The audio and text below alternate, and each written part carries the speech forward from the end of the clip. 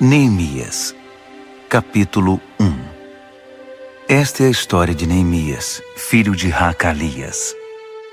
Era o mês de Quisleu do 20º ano, ocasião em que eu morava no complexo real de Suzã. Hanani, um de meus irmãos, tinha acabado de chegar de Judá com alguns judeus. Perguntei a eles sobre as condições dos judeus que sobreviveram ao exílio e sobre a situação de Jerusalém. A resposta deles foi: a condição dos sobreviventes do exílio que ainda estão na província é péssima. Eles enfrentam muitas dificuldades. Os muros de Jerusalém continuam em ruínas e dos portões só restam as cinzas. Quando ouvi isso, sentei-me e chorei. Durante vários dias, a tristeza me dominou e fiquei sem comer nada, orando ao Deus dos céus. Eu disse: ó eterno Deus dos céus, Deus grande e tremendo, que és leal à tua aliança e fiel a todos os que te amam e obedecem aos teus mandamentos, olha para mim, ouve a minha oração. Presta atenção às súplicas que teu servo tem dirigido a ti dia e noite, intercedendo por teu povo Israel, confessando os pecados deles. Eu mesmo e meus antepassados estamos entre os que pecaram contra ti. Fizemos muito pouco caso de ti. Não obedecemos ao que nos ordenaste, ignoramos os teus mandamentos e desrespeitamos as determinações que deste ao teu servo Moisés. Lembra-te que alertaste teu servo Moisés dizendo: se vocês me abandonarem, eu os espalharei aos 4 cantos da terra. Mas se voltarem para mim e fizerem o que eu disser, reunirei todos os que estiverem dispersos, onde quer que estejam, e os trarei de volta ao lugar em que estabeleci meu nome. Eles são teus servos, o povo que libertaste de maneira poderosa e impressionante. Ó Senhor, ouve a oração do teu servo e de todos os que honram o teu nome. Permite que o rei concorde com o pedido que farei hoje. Na época, eu era encarregado de servir a bebida do rei. Neemias, capítulo 2. No mês de Nisã, no 20º ano do rei Artaxerxes, na hora de servir o vinho, fui levar a bebida ao rei como de costume. Eu nunca tinha ficado constrangido na presença do rei. Por isso ele me perguntou: você parece abatido? Não está doente ou deprimido, está? A pergunta me deixou ainda mais perturbado. Respondi: viva o rei! Como eu não estaria abatido se a cidade na qual todos os meus familiares estão sepultados está em ruínas e só restam cinzas dos seus portões? O rei perguntou: o que você deseja? Orando ao Deus dos céus, fiz o meu pedido. Se o rei está contente comigo e acha que sou um bom funcionário, dá-me permissão para ir ajudar até a cidade na qual meus antepassados estão sepultados, para que eu possa reconstruí-la. O rei, com a rainha sentada ao seu lado, disse: quanto tempo você precisa para realizar esse trabalho e quando estará de volta? Eu disse a data e o rei concordou com a minha ida.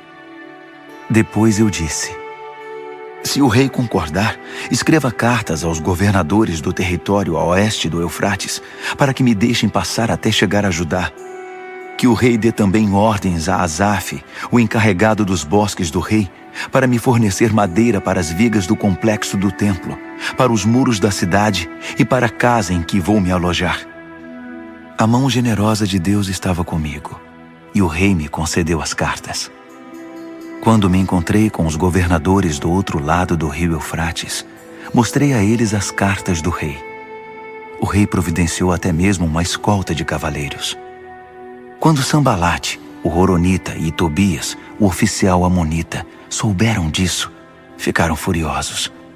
Eles não se conformavam em ver alguém defender os interesses do povo de Israel.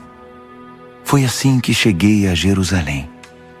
Depois de 3 dias, eu e alguns homens que estavam comigo nos levantamos no meio da noite. Eu não tinha contado a ninguém o que Deus havia posto no meu coração a respeito de Jerusalém. O único animal que tínhamos era aquele em que eu estava montado. Na escuridão da noite, passei pela porta do vale na direção da fonte do dragão, até a porta do esterco, inspecionando os muros de Jerusalém que haviam sido derrubados e os portões que haviam sido queimados. Depois passei pela porta da fonte e subi em direção ao tanque do rei. Mas não havia como o jumento em que eu estava montado passar. Então subi pelo vale naquela escuridão, inspecionei o muro e voltei pela porta do vale. As autoridades locais não sabiam onde eu havia ido e o que estava fazendo. Eu não tinha dito aos judeus, aos sacerdotes, aos nobres, às autoridades locais, nem a qualquer outra pessoa que estaria trabalhando. Então apresentei a eles um relatório. Vamos ser francos. A situação está muito ruim. Jerusalém está em ruínas. Os portões estão todos queimados. Venham comigo. Vamos construir os muros de Jerusalém para que essa situação lamentável tenha um fim. Também contei a eles que Deus estava comigo e que o rei estava me apoiando. Eles responderam: estamos com você. Vamos começar. Logo estavam prontos para começar a obra.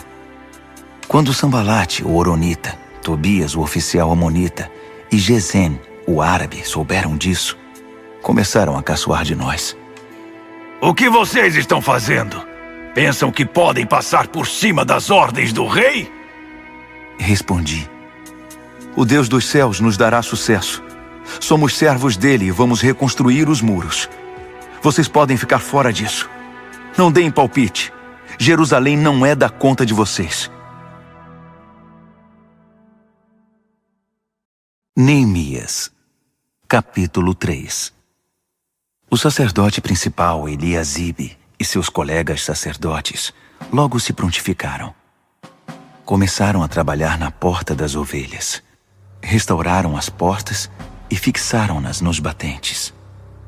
Depois seguiram até a torre dos Sem e a torre de Hananeel. Os homens de Jericó trabalhavam com eles. Ao lado deles, Zacur, filho de Inri. A porta do peixe foi construída pelos irmãos Hassenaá.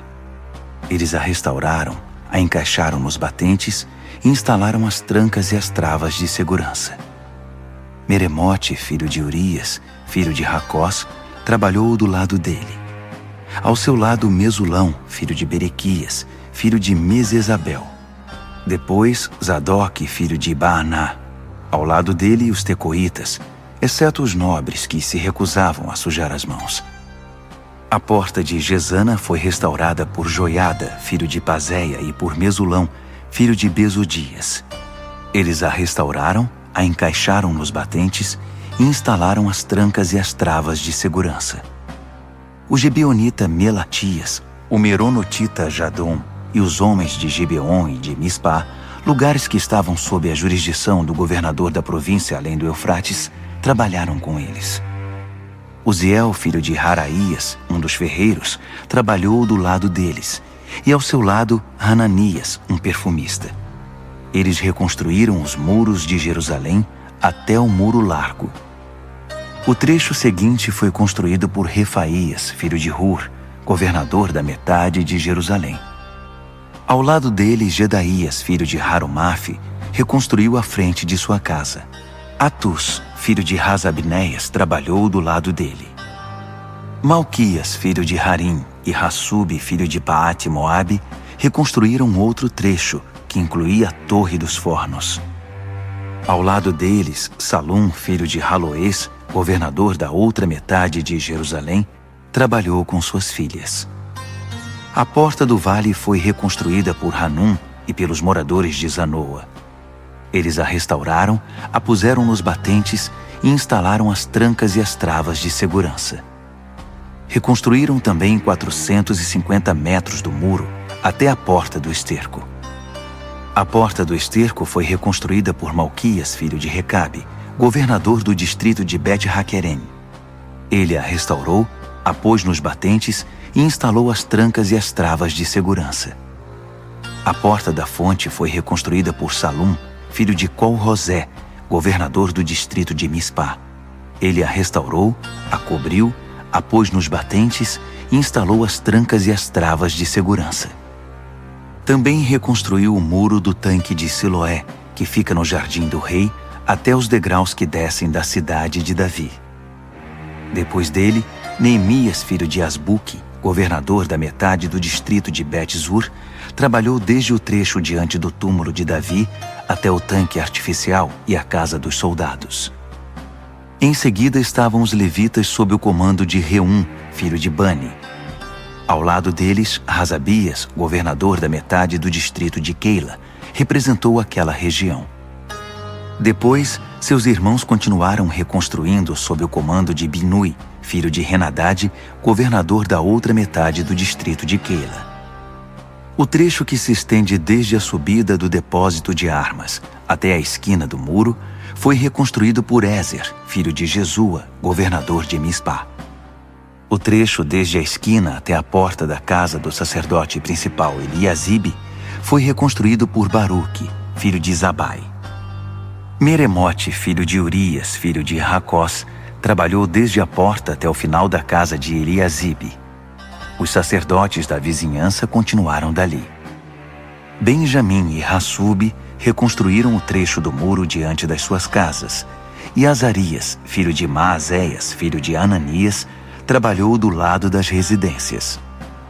O trecho desde a casa de Azarias até a esquina foi reconstruído por Binui, filho de Henadade. Palau, filho de Uzai, trabalhou do outro lado da esquina e da torre que fica no palácio superior do rei, perto do pátio da guarda. Ao lado dele, Pedaías, filho de Parós, e os servidores do templo que viviam na colina de Ofel reconstruíram desde a porta das águas para o leste até a torre alta. Os homens de Tecoa reconstruíram o trecho desde a grande torre até o muro de Ofel. Os sacerdotes trabalharam no lado de cima da porta dos cavalos.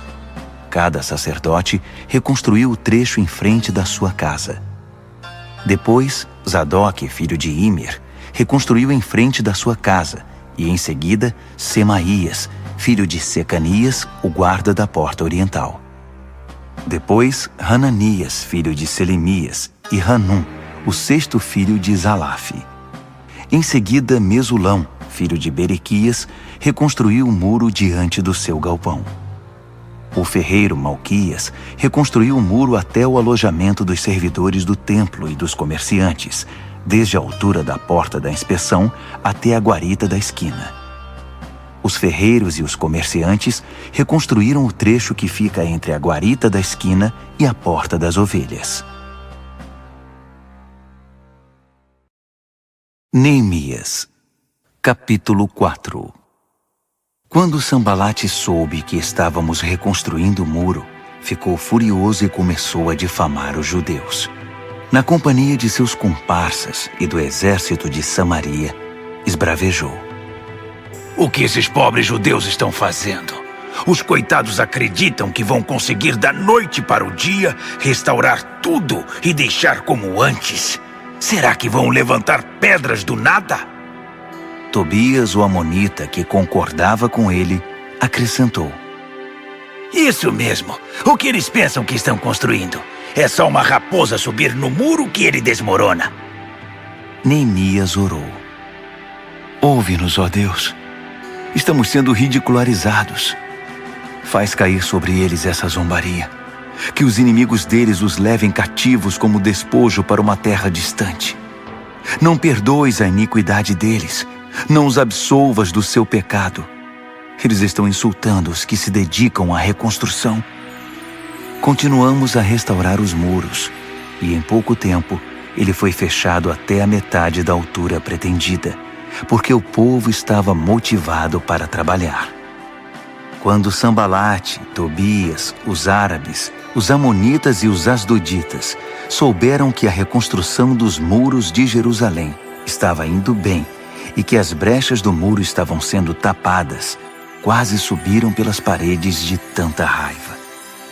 Eles se uniram e resolveram atacar Jerusalém, com a intenção de provocar o caos. Mas nós reagimos, orando ao nosso Deus e pondo guardas dia e noite para vigiá-los. Não passou muito tempo, começaram a dizer em Judá: os trabalhadores já estão cansados, ainda há muito entulho acumulado. É muito trabalho para nós, não conseguiremos terminar. Ao mesmo tempo, nossos inimigos diziam: eles não saberão quem os atacou. Quando menos esperarem, estaremos no pescoço deles e vamos matar qualquer um que encontrarmos pela frente. Com isso, a obra será interrompida. Os judeus que eram vizinhos deles alertavam: eles estão rodeando, daqui a pouco vão atacar. Ouvimos o aviso 10 vezes. Por isso posicionei guardas nos lugares mais vulneráveis do muro e organizei o povo por famílias, equipando-os com espadas, lanças e arcos. Depois de inspecionar tudo, chamei os nobres, os oficiais e os demais e disse: não fiquem com medo deles. Atentem para o Senhor, o Deus grande e temível, e lutem por amor de seus irmãos, seus filhos, suas filhas, suas mulheres e suas casas. Nossos inimigos descobriram que sabíamos de todos os seus planos e que Deus havia frustrado sua estratégia. Então voltamos ao trabalho no muro. A partir desse momento, metade dos jovens trabalhava, enquanto a outra metade fazia segurança com lanças, escudos, arcos e armaduras. Os oficiais militares garantiam em Judá a proteção de todos os que se dedicavam à reconstrução do muro. Os construtores trabalhavam com uma ferramenta numa mão e seguravam uma lança com a outra. Cada um dos construtores trabalhava com uma espada na cintura. Ao meu lado ficava um moço que, se fosse preciso, tocaria a trombeta para fazer soar o alerta. Um dia falei aos nobres, aos oficiais e aos demais: há muito trabalho ainda, e estamos muito espalhados ao longo do muro, distantes uns dos outros. Quando ouvirem o som da trombeta, juntem-se a nós. O nosso Deus lutará por nós. Assim continuamos trabalhando, desde o nascer do sol até o anoitecer, a metade de nós armada. Também instruí o povo: cada pessoa e seu ajudante devem permanecer dentro da cidade. Durante a noite, servirão de guarda, e de dia, trabalharão na construção. Dormíamos todos vestidos, eu, meus irmãos, meus trabalhadores e os guardas que nos protegiam. Ninguém largava sua lança, nem para beber água. Neemias, capítulo 5. O povo iniciou um grande protesto, do qual até as mulheres participaram, contra seus companheiros judeus. Alguns diziam: temos famílias grandes. Se não tivermos comida, vamos morrer. Outros diziam: tivemos que hipotecar nossos campos, nossas vinhas e nossas casas apenas para comprar trigo, para não morrer de fome.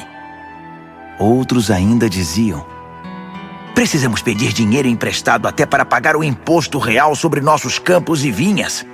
Vejam, somos do mesmo sangue que nossos irmãos. Nossos filhos são tão bons quanto os deles, mas estamos a ponto de vendê-los como escravos. Algumas das nossas filhas já foram vendidas. E não podemos fazer nada, porque nossos campos e vinhas já pertencem a outros. Quando soube do protesto e das reclamações, fiquei muito aborrecido. Depois de analisar a questão, censurei os nobres e os oficiais. Vocês estão se aproveitando de seus irmãos. Em seguida, convoquei uma reunião de emergência para tratar do assunto e disse à Assembleia: fizemos tudo o que podíamos para resgatar nossos compatriotas judeus que foram vendidos como escravos a estrangeiros. Agora vocês estão vendendo esses mesmos compatriotas de volta à escravidão. Isso significa que teremos de comprá-los outra vez? Eles não disseram nada, mas também o que poderiam dizer? O que vocês estão fazendo está errado. Onde está o temor de Deus? Vocês não se importam com o que as nações ao redor, os nossos inimigos, vão pensar de vocês? Eu, meus irmãos e as pessoas que estão trabalhando comigo, também emprestamos dinheiro para eles. Mas é preciso parar com a cobrança de juros. Devolvam a eles os campos, as vinhas, os olivais e as casas. Perdoem todas as dívidas e não cobrem o trigo, o vinho nem o azeite. Eles responderam: está bem, vamos devolver.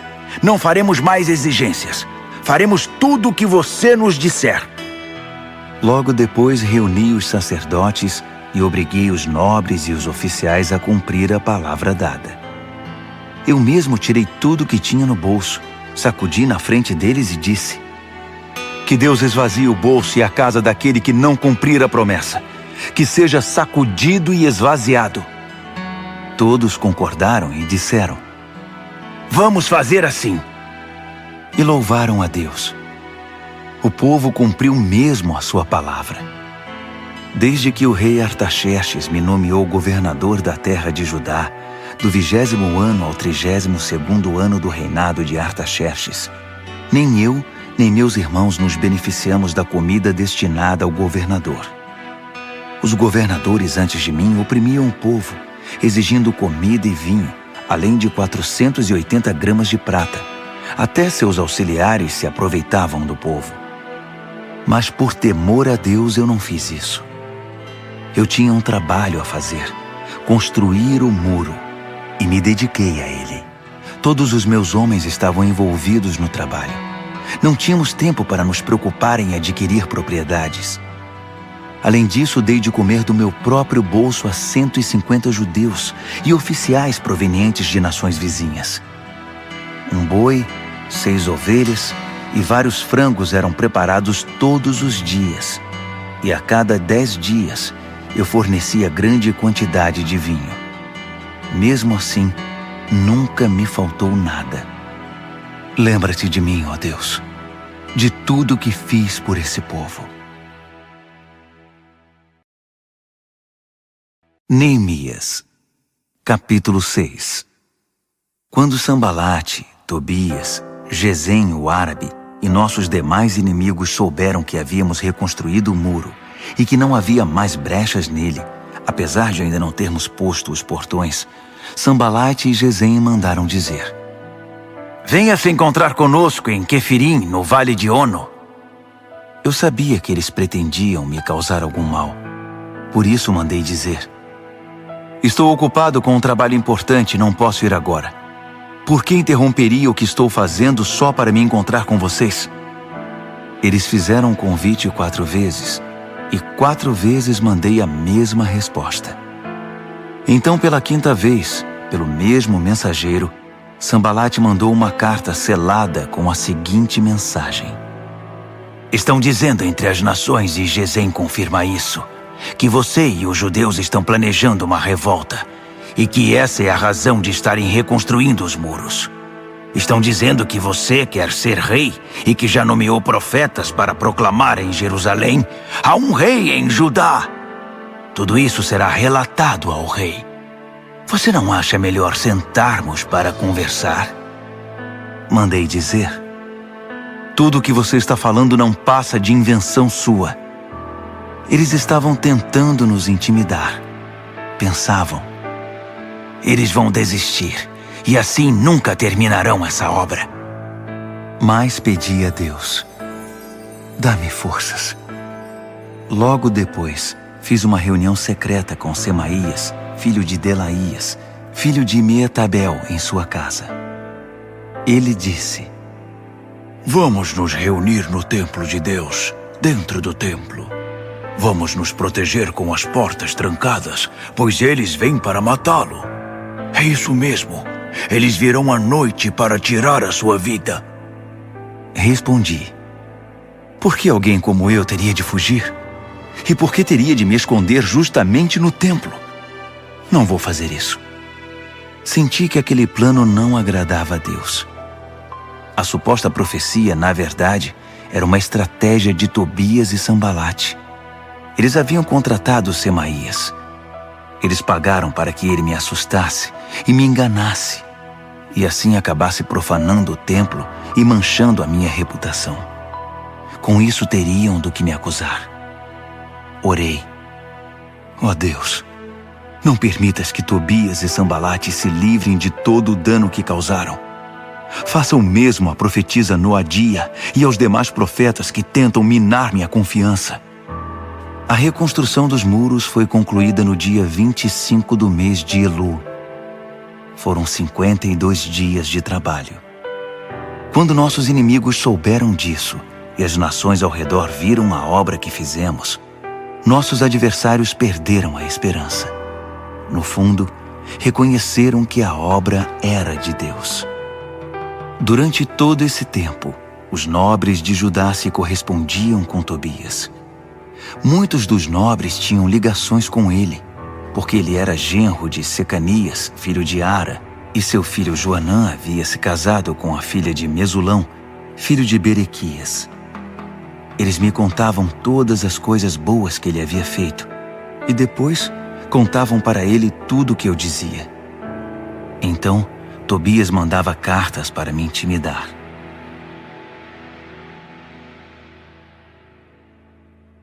Neemias, capítulo 7. Depois que os muros foram reconstruídos, os portões assentados e os guardas, os cantores e os levitas designados, nomeei meu irmão Hanani e com ele Ananias, comandante da fortaleza, para administrar Jerusalém. Ananias era honesto e temia a Deus mais que qualquer outra pessoa. Dei a seguinte ordem: não abram os portões de Jerusalém antes do nascer do sol, e tranquem os portões com as barras de segurança antes de os guardas se retirarem. Escolham guardas entre os cidadãos de Jerusalém e encarregue-nos da segurança no trecho que fica diante da casa deles. A cidade era grande e espaçosa, mas a população era ainda pouco numerosa e muitas casas continuavam em ruínas. Deus pôs em meu coração reunir os nobres, os oficiais e toda a população para que todos fossem registrados. Encontrei os registros genealógicos dos que retornaram do exílio com o primeiro grupo. Estes são os nomes que constavam deles. Estes são os habitantes da província que retornaram do cativeiro, os quais Nabucodonosor, rei da Babilônia, tinha levado cativos. Eles voltaram para Jerusalém e Judá, cada um para sua cidade de origem. Voltaram com Zorobabel, Jesua, Neemias, Azarias, Raamias, Naamane, Mardoqueu, Bilzã, Misperete, Bigvai, Neum e Baaná. O número dos homens do povo de Israel por famílias de origem: Parós, 2.172. Cefatias, 372. Ara, 652. Paate-Moabe, descendentes de Jesua e Joabe, 2.818. Elão, 1.254. Zatu, 845. Zacai, 760. Binui, 648. Bebai, 628. Asgade, 2.322. Adonicão, 667. Bigvai, 2.067. Adim, 655. Ater, descendentes de Ezequias, 98. Rassum, 328. Bezai, 324. Harife, 112. Gibeon, 95. Os israelitas identificados por lugar de origem: Belém e Netofate, 188. Anatote, 128. Bet-Asmavete, 42. Criate Jearim, Sefira e Beerote, 743. Ramá e Geba, 621. Micmas, 122. Betel e Ai, 123. O outro Nebo, 52. O outro Elão, 1.254. Harim, 320. Jericó, 345. Lode, Hadide e Ono, 721. Senaá, 3.930. Das famílias dos sacerdotes: Gedaías, descendentes de Jesua, 973. Imer, 1052. Pazur, 1247. Harim, 1017. As famílias dos levitas: Jesua, descendentes de Cadmiel e de Rodeva, 74. Os cantores, os descendentes de Asaf, 148. As famílias dos guardas: Salum, Ater, Talmon, Acube, Atita e Sobai, 138. As famílias dos servidores do templo: Zia, Razufa, Tabaote, Queros, Sia, Padom, Lebana, Hagaba, Salmai, Hanã, Gidel, Gaar, Reaías, Rezim, Necoda, Gazão, Uzá, Pazéia, Bezai, Meunim, Nefuzim, Baquebuque, Racufa, Harur, Baslite, Meida, Harsa, Barcos, Císera, Tamá, Neesias e Ratifa. As famílias dos servidores de Salomão: Sotai, Soferete, Perida, Jaala, Darcom, Gidel, Cefatias, Ratil, Poquerete, Razebaim e Amon.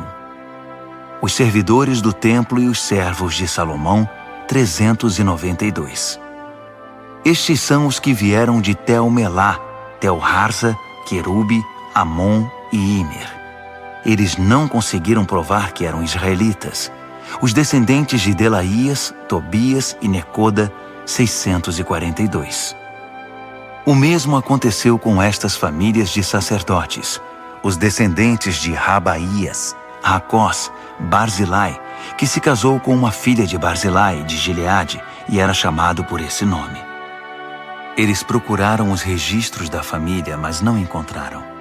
Por isso foram impedidos de exercer a função de sacerdote e considerados ritualmente impuros. O governador determinou que eles não poderiam comer do alimento sagrado até que um dos sacerdotes definisse a situação deles por meio do Urim e do Tumim.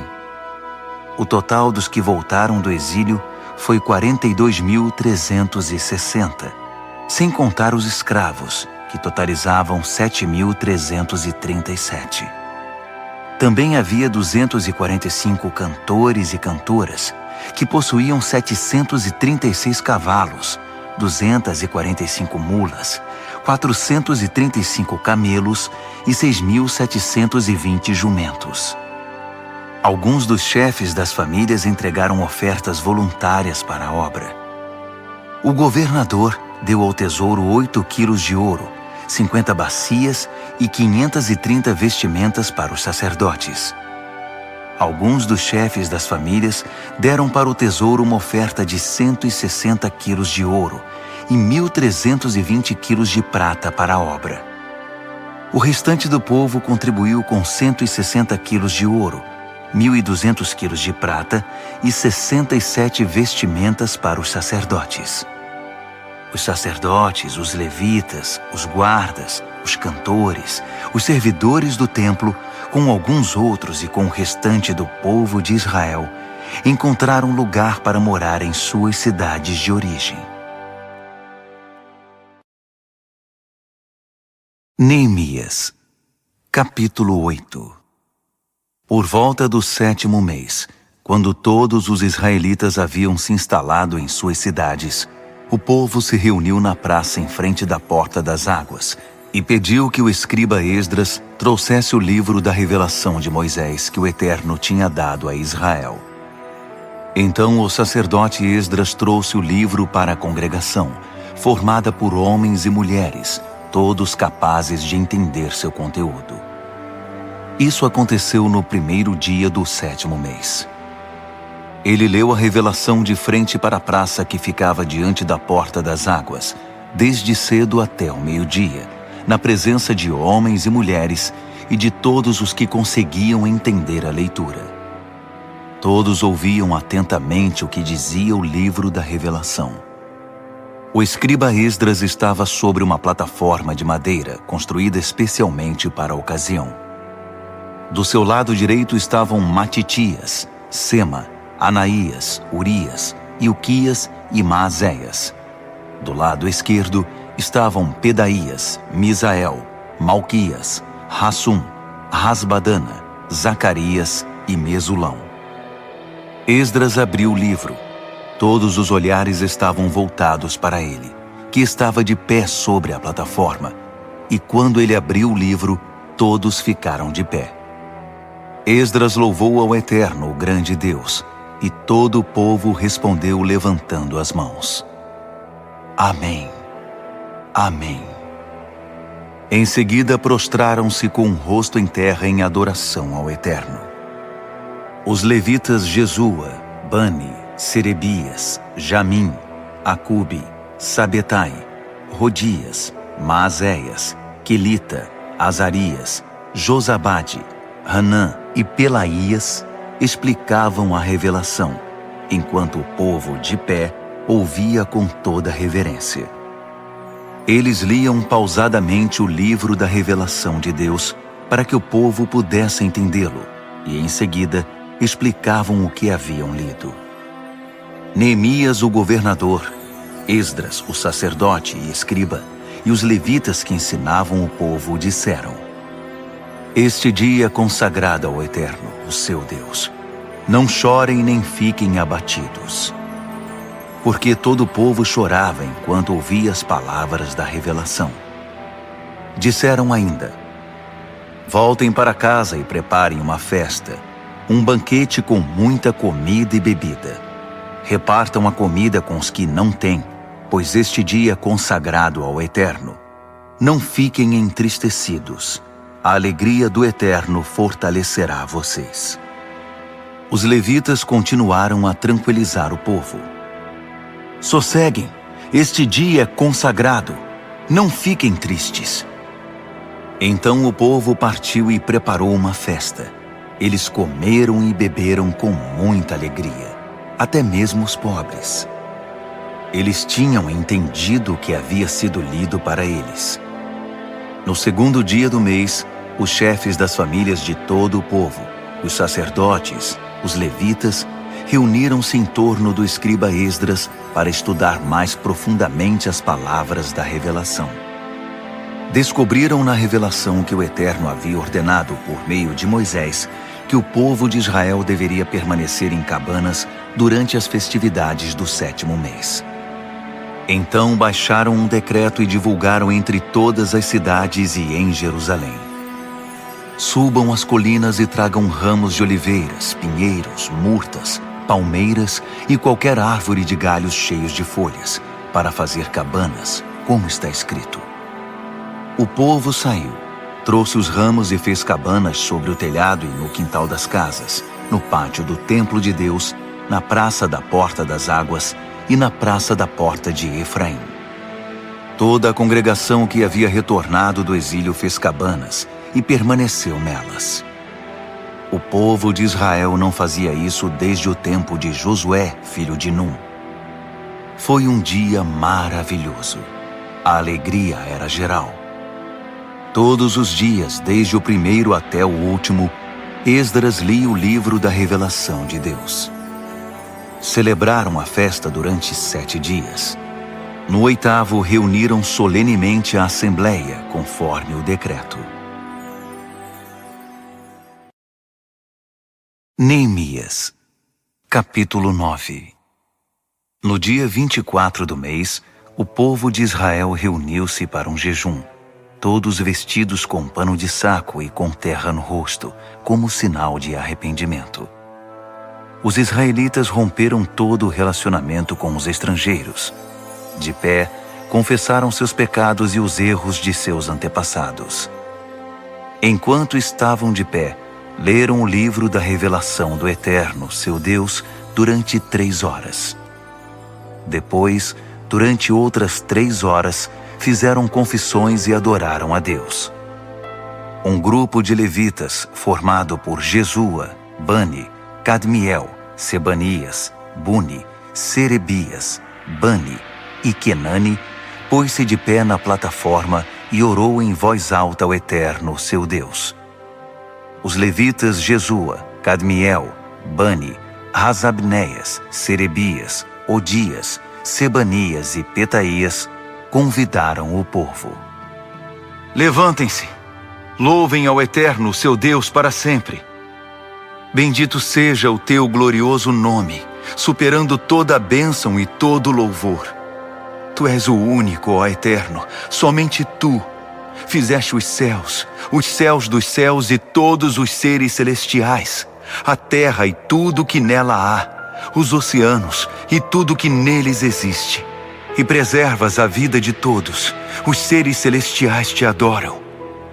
Tu és, ó Eterno, Deus que escolheu a Abrão, que o tirou de Ur dos Caldeus e trocou seu nome para Abraão.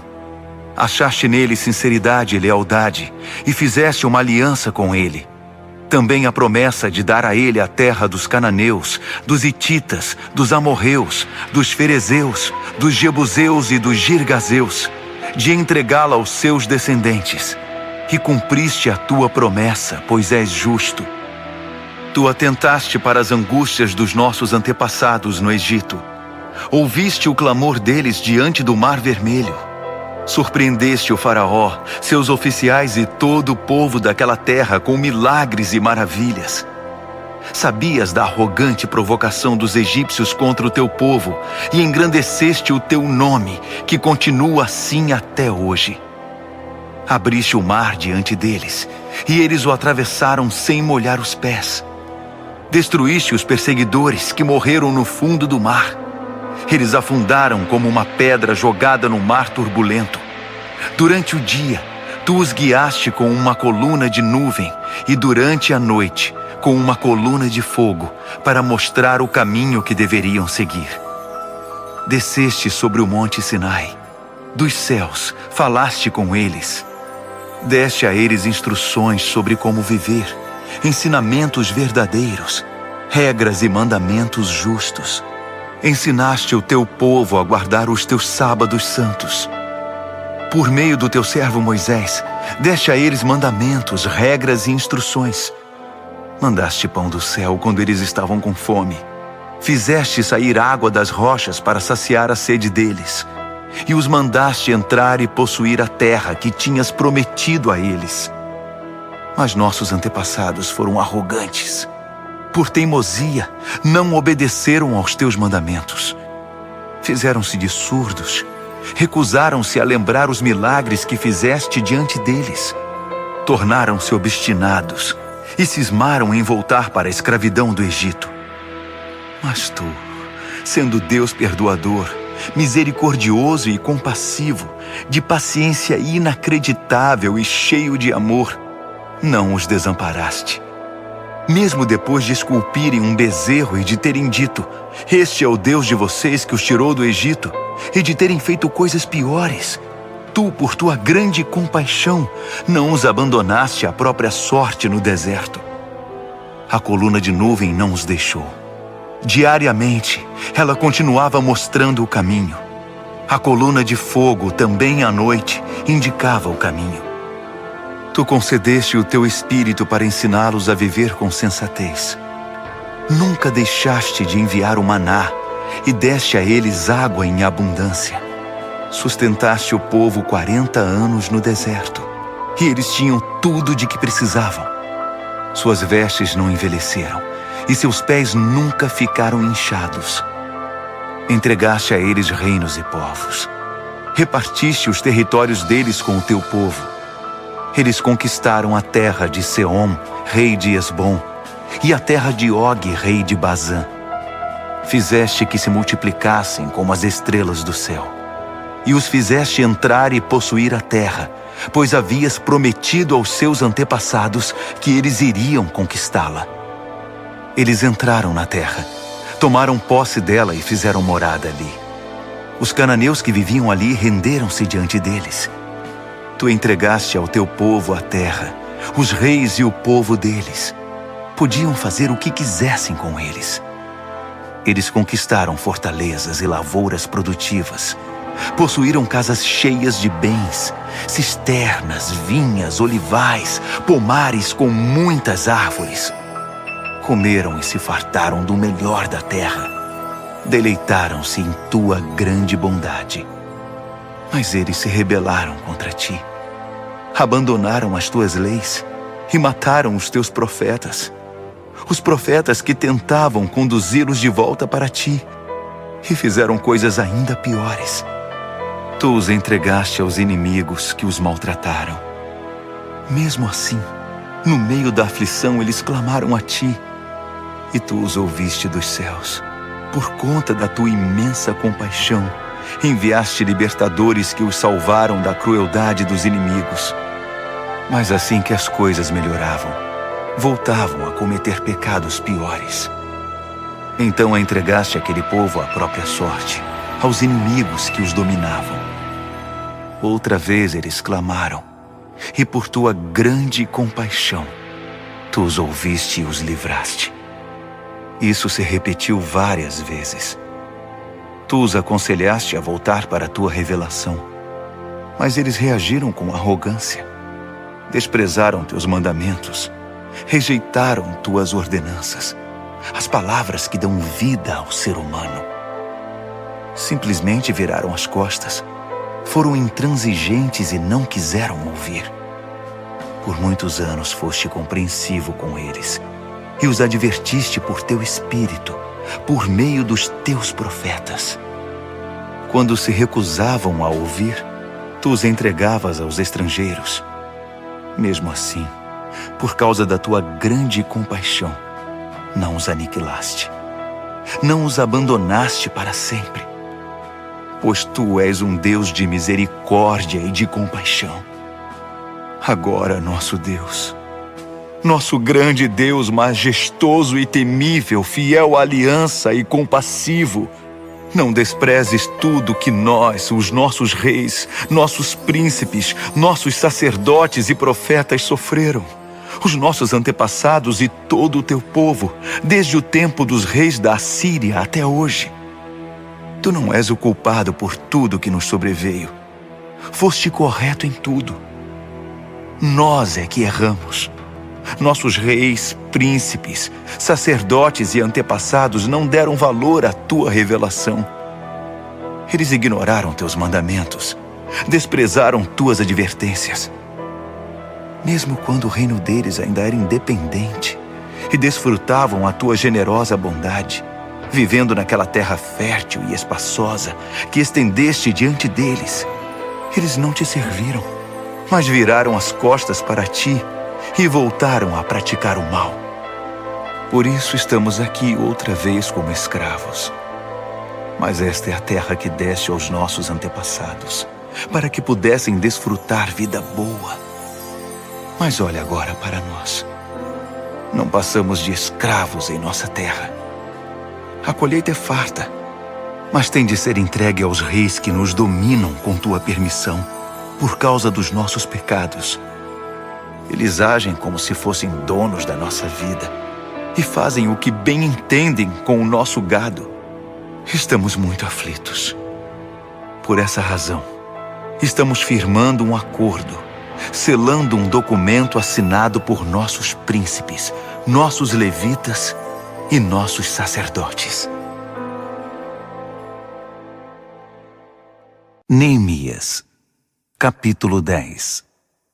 O documento selado continha a assinatura das seguintes pessoas: o governador Neemias, filho de Hacalias; os sacerdotes Seraías, Azarias, Jeremias, Pazur, Amarias, Malquias, Ratus, Sebanias, Maluque, Harim, Meremote, Obadias, Daniel, Ginetom, Baruque, Mesulão, Abias, Miamin, Maasias, Bilgai e Semaías. Esses eram os sacerdotes. Os levitas: Jesua, filho de Azanias; Binui, dos descendentes de Henadade; Cadmiel e seus familiares; Sebanias, Rodias, Quelita, Pelaías, Hanã, Mica, Reobe, Razabias, Zacur, Serebias, Sebanias, Rodias, Bani e Benino. Os líderes do povo: Parós, Paate-Moabe, Elão, Zatu, Bani, Buni, Asgade, Bebai, Adonias, Bigvai, Adim, Ater, Ezequias, Azur, Rodias, Rassum, Bezai, Harife, Anatote, Nebai, Magpias, Mesulão, Rezir, Mesesabel, Zadok, Jadua, Pelatias, Hanã, Anaías, Oséias, Hananias, Hassubi, Haloes, Pílea, Sobeque, Reum, Razabna, Maazéias, Aías, Hanã, Anã, Maluque, Harim e Baaná. O restante do povo, os sacerdotes, os levitas, os guardas, os cantores, os servidores do templo e todos os que cortaram laços com os vizinhos estrangeiros para obedecer à revelação de Deus, com suas mulheres, seus filhos e suas filhas, todos os que eram mentalmente capazes, juntaram-se aos seus parentes e aos nobres para fazer o juramento de seguir a revelação de Deus, transmitida por meio de Moisés, servo de Deus, de obedecer e praticar todos os mandamentos do Eterno, nosso Deus, e todos os seus decretos e regras. Assim, não daremos nossas filhas em casamento aos nossos vizinhos estrangeiros, nem deixaremos nossos filhos tomarem as filhas deles. Quando os povos vizinhos trouxerem suas mercadorias e seus cereais no sábado, não faremos negócios com eles, nem no sábado, nem em qualquer outro dia santificado. De 7 em 7 anos, deixaremos a terra descansar e cancelaremos todas as dívidas. Comprometemo-nos a pagar o tributo anual de 4 gramas para as despesas do templo do nosso Deus, com os pães da mesa, as ofertas de cereais, as ofertas queimadas, as ofertas dos sábados, da lua nova e das festas fixas, as ofertas sagradas, as ofertas de perdão para expiação a favor de Israel, a manutenção do templo do nosso Deus. Nós, os sacerdotes, os levitas e todo o povo, escolhemos por sorteio as famílias que trarão a lenha para o fogo do altar do nosso Deus, de acordo com o programa anual estabelecido na revelação.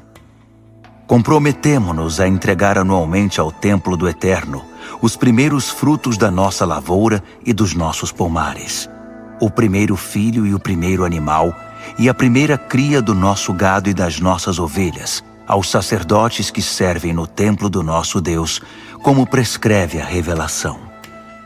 Traremos o melhor dos nossos cereais, das nossas contribuições do fruto de toda a árvore, do vinho e do azeite para os sacerdotes, para os depósitos do templo do nosso Deus. Traremos os dízimos das nossas lavouras para os levitas, uma vez que os levitas foram designados para arrecadar os dízimos nas cidades em que trabalhamos. Um sacerdote descendente de Arão supervisionará os levitas na arrecadação dos dízimos para garantir que 1/10 do que for arrecadado seja entregue ao tesouro do templo do nosso Deus. Faremos que o povo de Israel e os levitas entreguem os cereais, o vinho e o azeite para os depósitos em que também são guardados os utensílios do santuário e nos quais os sacerdotes, os guardas e os músicos que ministram se reúnem. Não negligenciaremos o templo do nosso Deus. Neemias, capítulo 11. Os líderes do povo já estavam morando em Jerusalém. Por isso, o restante do povo escolheu, por sorteio, uma de cada 10 pessoas para morar em Jerusalém, a cidade santa, enquanto os outros 9 permaneciam em suas cidades. O povo também aprovou todos os que se ofereceram voluntariamente para morar em Jerusalém.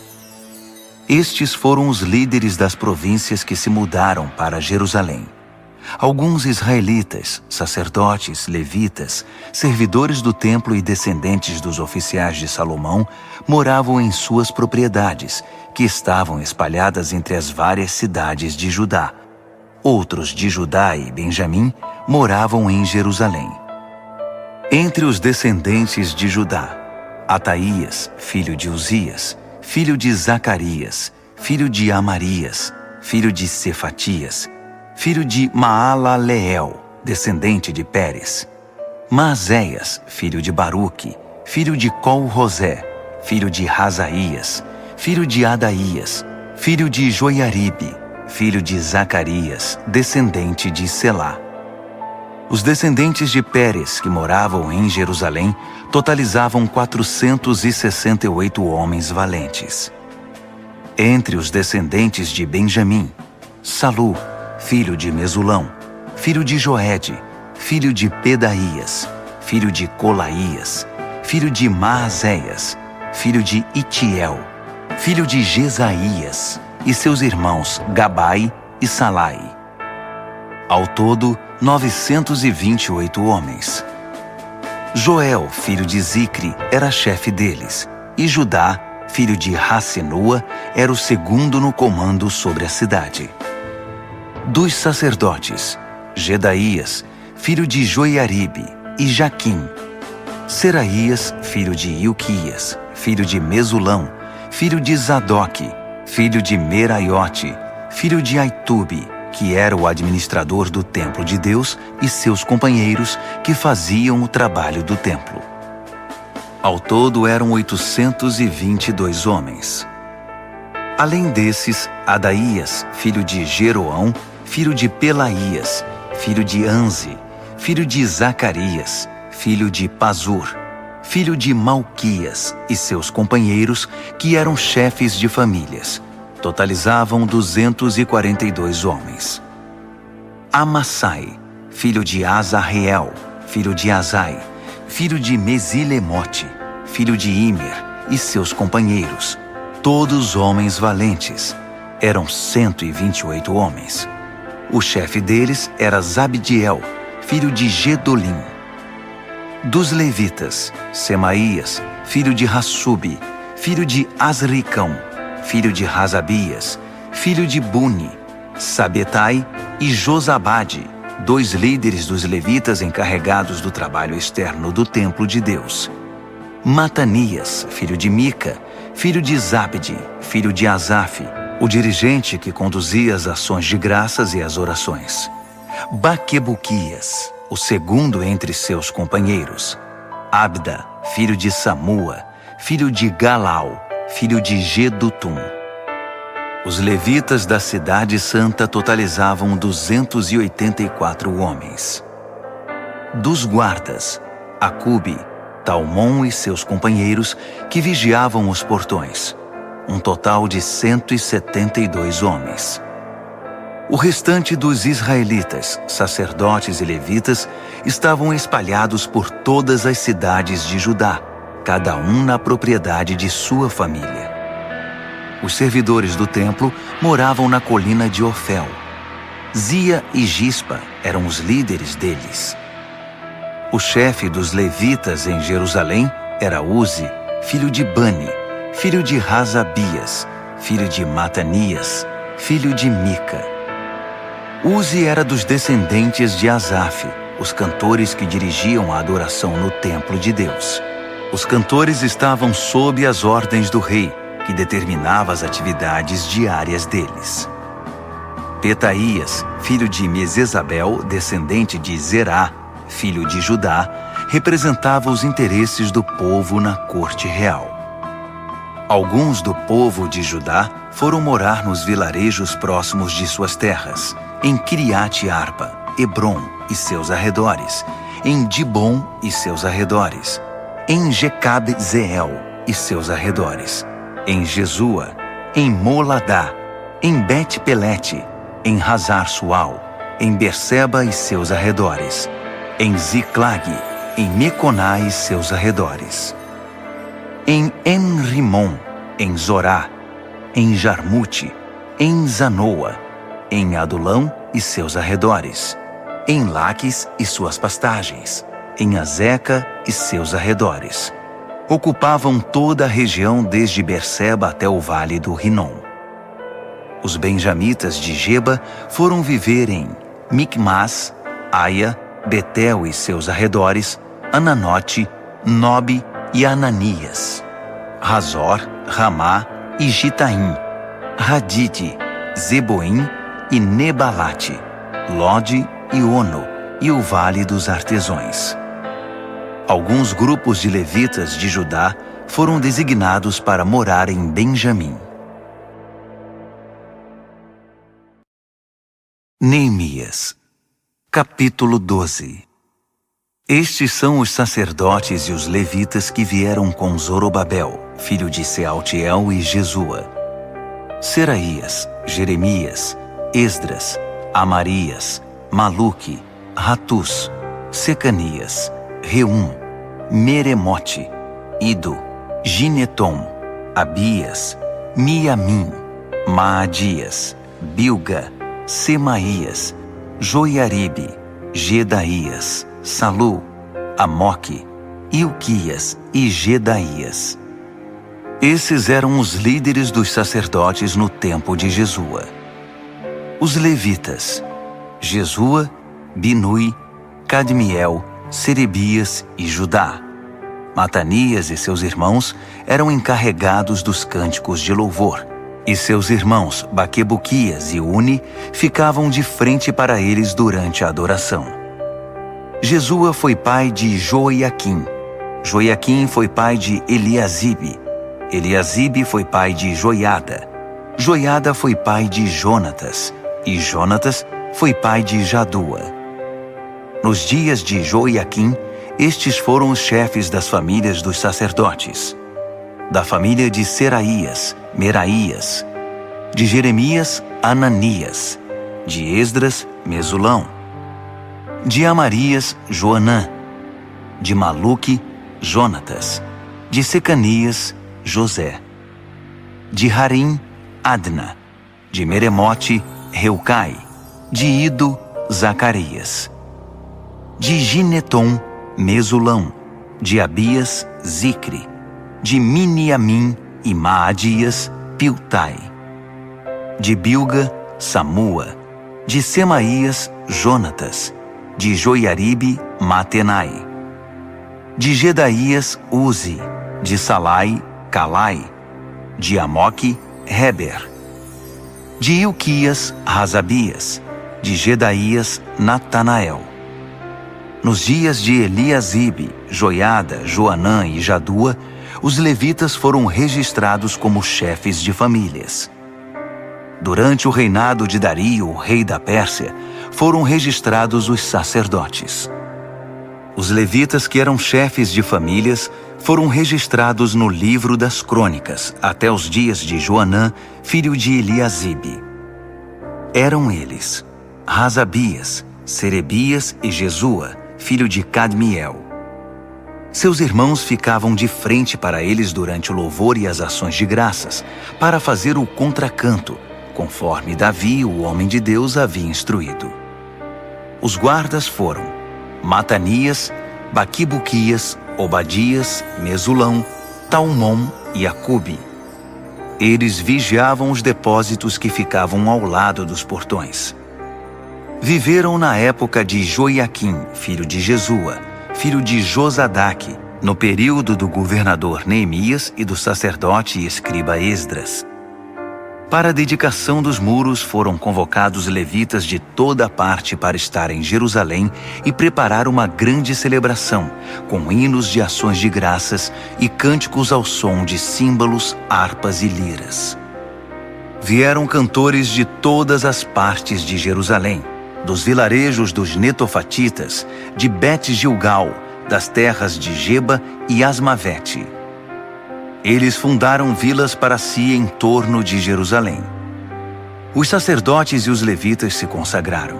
Depois, fizeram o mesmo com o povo, os portões e o muro. Chamei os líderes de Judá para se reunirem perto do muro e formei 2 grandes coros. Um deles seguiu para a direita, na direção da porta do esterco, acompanhado por Rosaías e metade dos líderes de Judá, entre eles Azarias, Esdras, Mesulão, Judá, Benjamim, Semaías e Jeremias. Alguns dos jovens sacerdotes portavam trombetas.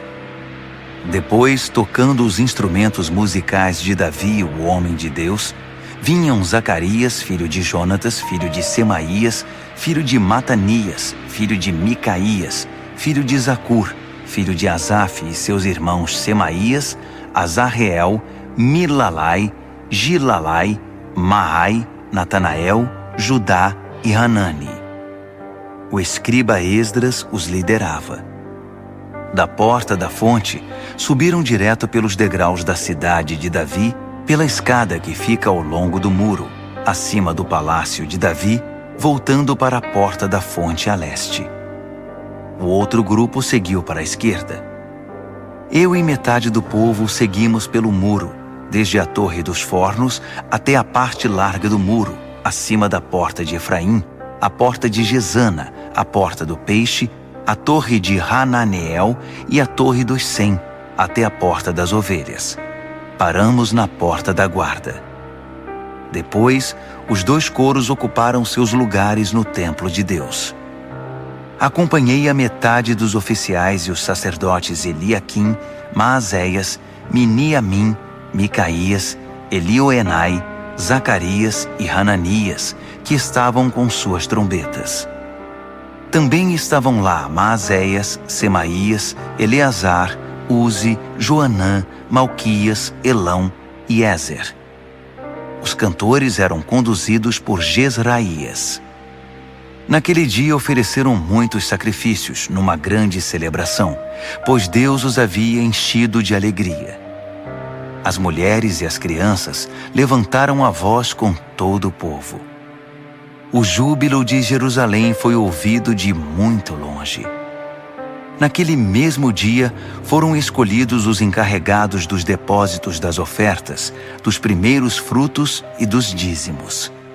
Eles tinham a responsabilidade de garantir que a porção dos sacerdotes e dos levitas, ordenada pela revelação, fosse trazida das terras pertencentes às cidades. O povo de Judá respeitava muito o trabalho dos sacerdotes e dos levitas. O povo, os cantores e os guardas fizeram tudo como mandava a cartilha. Conduziram a adoração a Deus e o ritual da purificação, de maneira tal que teria enchido os olhos de Davi e Salomão. Era assim que se fazia antigamente, nos dias de Davi e de Asaf, quando havia dirigentes de coros para conduzir o povo nos cânticos de louvor e ações de graças a Deus. Na época de Zorobabel e Neemias, todo Israel contribuía com quantias diárias para os cantores e os guardas. Também separavam o que era destinado aos levitas e os levitas faziam o mesmo para os descendentes de Arão.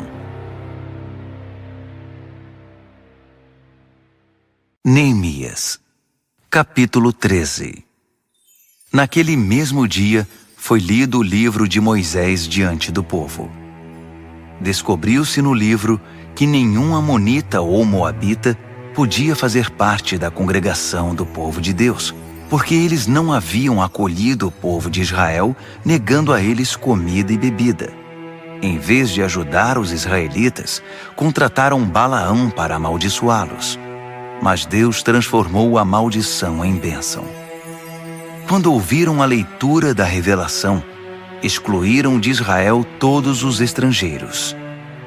Antes disso, o sacerdote Eliasibe havia sido encarregado dos depósitos do templo de Deus. Ele era parente de Tobias e tinha disponibilizado para ele uma sala grande, que era usada para estocar as ofertas de cereais, incenso, os utensílios para o sacrifício, os dízimos dos cereais, do vinho e do azeite para os levitas, os cantores e os guardas, e as ofertas para os sacerdotes. Eu não estava em Jerusalém quando isso aconteceu. No 32º ano de Artaxerxes, rei da Babilônia, eu havia voltado para o palácio do rei. Mais tarde, pedi permissão ao rei para viajar outra vez. Cheguei a Jerusalém e foi quando soube que Eliasibe havia cedido espaço para Tobias nos pátios do templo de Deus. Fiquei realmente furioso. Joguei fora tudo que estava dentro da sala, todos os pertences de Tobias. Depois, mandei que a sala fosse purificada. Só então pus de volta os utensílios do templo de Deus, as ofertas de cereal e o incenso. Também fiquei sabendo que os levitas não estavam recebendo a quantia regular de alimento. Por isso os levitas e os cantores que conduziam o culto de adoração haviam abandonado suas responsabilidades e voltado para suas terras. Chamei a atenção dos oficiais dizendo: "Por que vocês abandonaram o templo de Deus?" Chamei todos de volta e os reintegrei às antigas funções, de modo que todo o povo de Judá voltou a trazer os dízimos dos cereais, do vinho e do azeite para os depósitos. Designei o sacerdote Selemias, o escriba Zadok e os levitas Pedaías como encarregados dos depósitos. Nomeei Hanã, filho de Zacur, filho de Matanias, auxiliar direto deles. Esses homens tinham a reputação de serem honestos e trabalhadores. Eles ficaram encarregados de distribuir a porção de mantimento para seus companheiros. Por isso, lembra-te de mim, ó Deus. Nunca te esqueças de como me dediquei ao trabalho do templo de Deus e do serviço. Enquanto fazia a viagem de volta a Jerusalém, também percebi que o povo prensava uvas, transportava cereais e carregava seus jumentos no sábado. Traziam vinho, uvas, figos e todo tipo de mercadoria para serem comercializados no sábado. Então, eu os adverti contra a venda de alimentos naquele dia. Alguns naturais de Tiro que estavam morando em Jerusalém traziam peixes e outras mercadorias para vender aos moradores de Judá, em Jerusalém, e isso no sábado. Cobrei uma atitude dos líderes de Judá dizendo: "O que está acontecendo? Isso está errado. Vocês estão profanando o sábado. Não foi justamente o que seus antepassados fizeram? Não foi por causa disso que Deus trouxe esta miséria sobre nós e sobre esta cidade? Com a profanação do sábado, vocês estão acrescentando desobediência e fazendo aumentar a ira de Deus contra Jerusalém."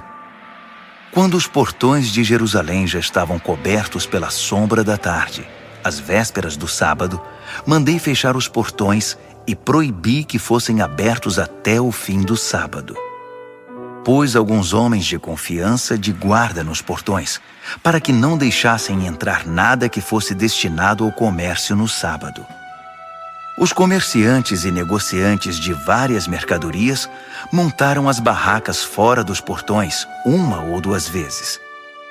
Mas chamei a atenção deles, dizendo: "Vocês não devem ficar aqui perto do muro. Se eu encontrar vocês aqui outra vez, vou retirá-los à força." Bastou essa advertência, e eles não voltaram mais no sábado. Depois, instruí os levitas a se purificarem e assumirem o posto nos portões, para que a santidade do sábado fosse respeitada. Lembra-te de mim, ó Deus. Tem compaixão de mim, por teu grande amor e por tua fidelidade. Na mesma época, constatei ainda que muitos judeus haviam se casado com mulheres de Asdod, de Amon e de Moabe. Metade das crianças nem falava o idioma de Judá, só sabiam falar a língua de Asdod ou outra língua. Então chamei a atenção desses homens e os amaldiçoei. Cheguei a bater em alguns deles e a arrancar seus cabelos. Fiz que jurassem em nome de Deus que acatariam a minha ordem. Não deem suas filhas em casamento aos filhos desses povos. Nem deixem as filhas deles se casarem com seus filhos. Nem tomem mulheres para vocês do meio desses povos. Não foi justamente esse o pecado de Salomão, rei de Israel, quando tomou mulheres como essas? Apesar de não ter havido outro rei como ele, e de Deus o ter amado e feito dele rei sobre todo Israel, as mulheres estrangeiras provocaram sua ruína. Vocês chamam isto de obediência? Envolver-se em tamanho mal, sendo infiéis a Deus, casando-se com mulheres estrangeiras? Um dos filhos de Joiada, filho do sacerdote principal Eliasibe, era genro de Sambalate, o Horonita. Eu o expulsei da minha presença. Lembra-te deles, ó Deus, de como profanaram o sacerdócio e a aliança dos sacerdotes e dos levitas. Eu os purifiquei de tudo que era estranho. Organizei as ordens de serviço para os sacerdotes e os levitas, de modo que cada um sabia qual era a sua responsabilidade. Providenciei que fosse fornecida a lenha a ser usada no altar para os dias fixos e para a apresentação dos primeiros frutos. Lembra-te de mim, ó Deus, para sempre.